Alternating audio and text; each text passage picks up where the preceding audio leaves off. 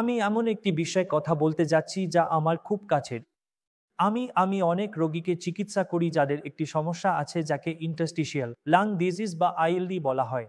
এটি একটি ফুসফুসের সমস্যা যা আমরা যতটা বিরল মনে করতাম ততটা বিরল নয়।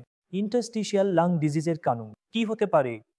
আমরা কেন ইন্টারস্টিশিয়াল লাং ডিজিজ নিয়ে কথা বলছি এখন? ইন্টারস্টিশিয়াল লাং ডিজিজ আমরা এটি সাধারণত দুটি ভাগে ভাগ করি। এটি কি আইডিওপ্যাথিক পালমোনারি ফাইব্রোসিস। তাহলে একজন ডাক্তারের কাছে আইডিওপ্যাথিক মানে আমি জানি না এর কারণ কি।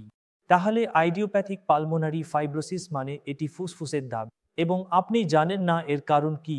অথবা এটি কি নন আইডিওপ্যাথি। তাহলে যখন এটি আইডিওপ্যাথিক পালমোনারি ফাইব্রোসিস হয় মূলত এটি বয়স্ক লোকদের মধ্যে দেখা যায়। ফুসফুস সংকুচিত হয়ে যায়, তারা ক্ষতিগ্রস্ত হয়।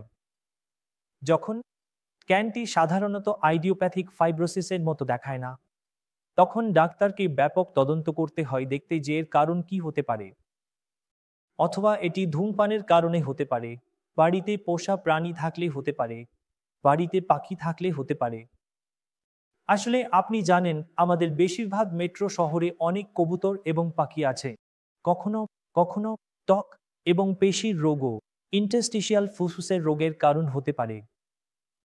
এই বিশেষ আলোচনার মূল বিষয় হল এমন কিছু যা দ্রুত শনাক্ত করা এবং দ্রুত নির্ণয় করা প্রয়োজন। এর জন্য খুব বিস্তারিত এবং গভীর মূল্যায়ন প্রয়োজন। এবং এখন আমাদের কাছে অনেক চিকিৎসা উপলব্ধ আছে এবং আমাদের কাছে অ্যাপোলো হাসপাতালে এক ছাদের নিচে একটি বহুবিভাগীয় দলের বিকল্প আছে এবং আমরা সত্যি এই রোগীদের জীবনে বড় পরিবর্তন আনতে পারি।